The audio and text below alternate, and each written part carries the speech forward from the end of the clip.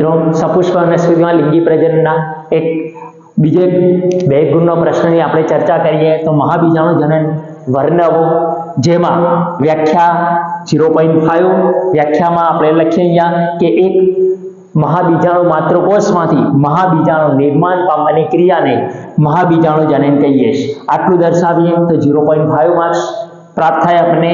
આ ઉપરાંત અંડક પ્રદેહ કે અંડકની અંદર પ્રદેહમાં અંડકમાં પ્રદેહ આવેલું હોય અને એ પ્રદેહમાં અંડક છિદ્ર તરફના એક કોષ વિભેદન પામી અને મહાબીજાણુ માતૃકોષ જેને આપણે એમએમસી કહીએ છીએ, જે એમએમસી ના પૂરું નામ એમસીક્યુ ની અંદર બી 1 માર્ક્સ અંદર પૂછી શકાય તો મહાબીજાણુ માતૃકોષ મેગાસ્પોર મધર સેલ્સ એનું સંપૂર્ણ નામ આવશે.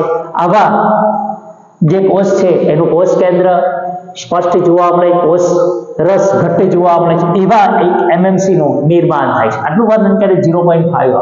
આ ઉપરાંત મહાબીજાણુ માતૃકોષ અર્ધીકરણ પામી અને 4 મહાબીજાણુઓ નિર્માણ કરે છે. 4 મહાબીજાણુઓ પૈકી 3 મહાબીજાણુઓ અવનત પામે છે. આટલું દર્શાવીએ તો આપણને 0.5 માર્ક્સ દર્શાવે. જ્યારે એક જે બાકી રહેલો મહાબીજાણુ જે સક્રિય બને છે, આમ એક સક્રિય મહાબીજાણુમાંથી ભ્રૂણપુટ અથવા માદા જન્યુ જનકનો વિકાસ થાય છે. આમ દર્શાવીએ તો 0.5. આમ ટૂંકમાં જ દર્શાવી અને 2 ગુણ આપણે પ્રાપ્ત કરી શકીએ. પ્રકરણ 2 માંથી બીજા એક મુદ્દાની આપણે અહીંયા ચર્ચા કરીએ, જેમાં મહાબીજાણુધાની અથવા અંડકની રચના વર્ણવો. 4 માર્ક્સના પ્રશ્ન અંદર પૂછાય છે વિભાગ સી ની અંદર. અહીંયા દરેક મુદ્દાના 0.5 માર્ક્સ તરીકે લઈ બાયફર્ગેશન કરી શકાય. અહીંયા તો દરેકની અંદર ટૂંકમાં જ દરેક શબ્દની સમજૂતી આપવાની છે આપણે. જેવી કે અહીંયા આપણે જોઈએ કે અંડકનાળ અથવા અંડકદંડ એ આપણને ખબર છે કે અંડક એ બીજાશય અથવા અંડાશયની અંદર જોવા મળે છે. તો બીજાશય અથવા અંડાશયની અંદર જે ભાગેથી જે દંડ જેવી રચનાથી અંડક જોડાયેલું હોય છે તેને આપણે અંડકનાળ અથવા અંડકદંડ કહીએ છીએ. બીજું, બીજ કેન્દ્ર અંડક અને અંડકનાળ ના જોડાણ સ્થાનને બીજ કેન્દ્ર કહેવામાં આવે છે, જે અંડક અને અંડકનાળ નું સંગમ સ્થાન તરીકે પૂછાય. જે 1 માર્ક્સ અંદર પણ એક વખત એમસીક્યુ ની અંદર પૂછાઈ ગયેલો પ્રશ્ન છે. જ્યારે અંડકની ફરતે આવેલા અંડક આવરણોને અંડક આવરણ તરીકે ઓળખીશું આપણે. અંડક છિદ્ર અથવા બીજાન છિદ્રની વાત કરીએ તો અંડકને ફરતે જે અંડક આવરણ જોવા મળે છે એ ઉપરની બાજુ એક નાનું છિદ્ર જોવા મળે છે. એ છિદ્રને અંડક છિદ્ર અથવા બીજાન છિદ્ર તરીકે ઓળખીશું આપણે. ત્યારબાદ જોઈએ અંડક તલ. તો અંડક છિદ્રની વિરુદ્ધ બાજુએ સામે અંડક તલ આવેલું હોય છે.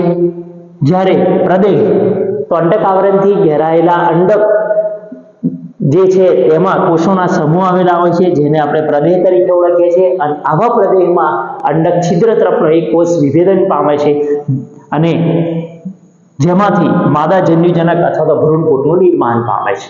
આમ એક જ લીટી દરેક વિશે દર્શાવી જરૂરી બને છે અહીંયા. આ ઉપરાંત આ ટોપિકમાંથી બીજે 2 માર્ક્સનો પ્રશ્ન પણ અન્ય રીતે અહીંયા પૂછી શકાય, જે ઉર્ધ્વમુખી અંડકની આકૃતિ દોરો.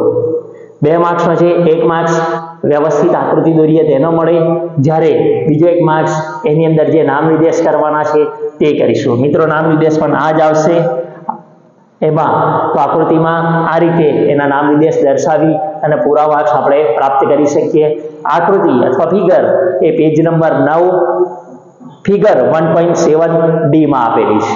આ ઉપરાંત આની સવિસ્તાર માહિતી અન્ય વિડીયોની અંદર પણ આપણે દર્શાવેલી છે.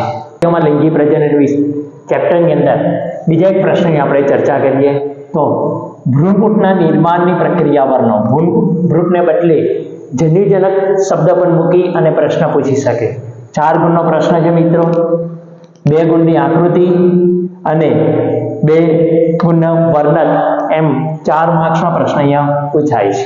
તો અહીંયા આકૃતિ આવી રીતે પણ પૂછાય છે. 7 કોષીય અને 8 કોષ કેન્દ્રીય ભ્રૂણ અથવા માદા જન્યુજનકની માત્ર નામ નિર્દેશવાળી આકૃતિ દોરો. તો અહીંયા આકૃતિના 1 માર્ક્સ હોય છે અને નામ નિર્દેશ કરવાનો 1 માર્ક્સ, એમ 2 ગુણની આકૃતિ પૂછાય છે. આ ઉપરાંત 2 માર્ક્સનું વર્ણન પણ પૂછાય છે અહીંયા.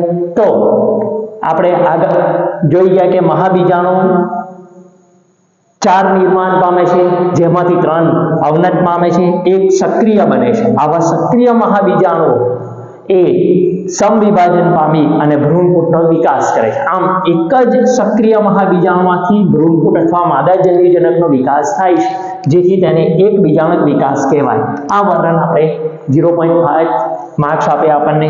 આ ઉપરાંત ભ્રૂણપૂટના વર્ણનની વાત કરીએ તો સક્રિય મહાબીજાણુ જે જોવા મળે છે એનું માત્ર કોષ કેન્દ્ર વિભાજન પામશે, તે પણ સમવિભાજન પ્રકાર. અને એક વખત સમવિભાજન પામશે એટલે 2 કોષ કેન્દ્રો નિર્માણ પામશે. બંને કોષ કેન્દ્રો વિરુદ્ધ ધ્રુવ તરફ જશે, જેને આપણે દ્વિકોષ કેન્દ્રીય ભ્રૂણપૂટ તરીકે ઓળખીશું. એટલે આ ઉપરાંત બીજી વખતે એટલે કે બીજું સમવિભાજન, ત્રીજું સમવિભાજન, આમ 3 સમવિભાજન અંતે ભ્રૂણપૂટમાં 8 કોષ કેન્દ્રો નિર્માણ પામશે. મિત્રો, કોષ કેન્દ્ર પછી તરત જ કોષ દિવાલ નિર્માણ પામતી નથી. અને ત્યારબાદ આવા જે 8 કોષ કેન્દ્રો છે એની ગોઠવણી વિશે આપણે દર્શાવવાનું છે. અહીંયા તેમાં 3 કોષ કેન્દ્રો જેમાં કોષ દિવાલ નિર્માણ પામશે, જે અંડક છિદ્ર તરફ અંડપ્રસાધનની રચના કરે છે. અંડપ્રસાધનમાં MCQ પૂછાય છે. અહીંયા અંડપ્રસાધનની રચના કરતા કોષો નીચે પૈકી કયા છે? તો એની કોષોની રચનાની અંદર એક અંડકોષ જોવા મળે છે, જ્યારે 2 સહાયક કોષો આવેલા હોય છે, જે 3 એકકીય હોય છે. 3 સહાયક કોષોમાં બીજો એક વિશેષ શબ્દ યાદ રાખવાનો છે આપણે, તંતુમય પ્રસાધન, જે વિશિષ્ટ પ્રકારનું સ્થોલન છે, પરાગનલિકાને પ્રવેશવા માટેનો માર્ગ આપે છે.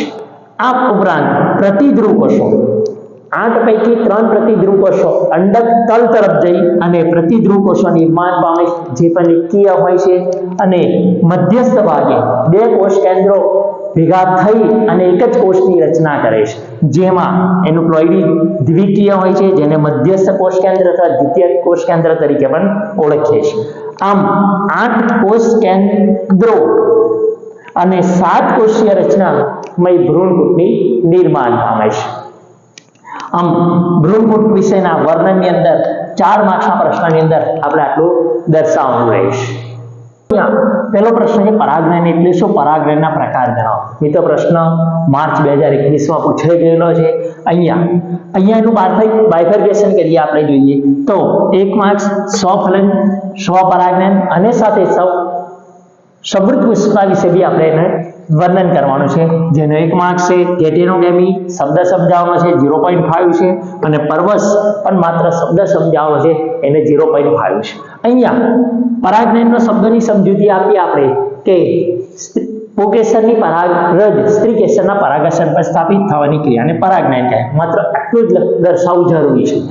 જ્યારે સ્ત્રોતની આધારે આપણે પ્રકાર જોઈએ તો સ્વફલન અથવા તો સ્વપરાગનયન, જેમાં એક પુષ્પની પરાગરજ તે જ પુષ્પના પરાગાશય પર સ્થાપિત થાય છે.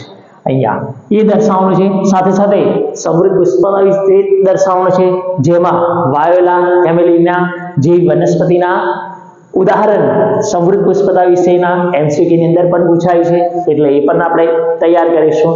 સાથે સાથે સમૃદ્ધ પુષ્પના ધરાવતી વનસ્પતિઓની અંદર 2 પ્રકારના પુષ્પો, હવાઈ પુષ્પો અને સમૃદ્ધ પુષ્પો, બંનેનું વર્ણન કરવું જરૂરી છે.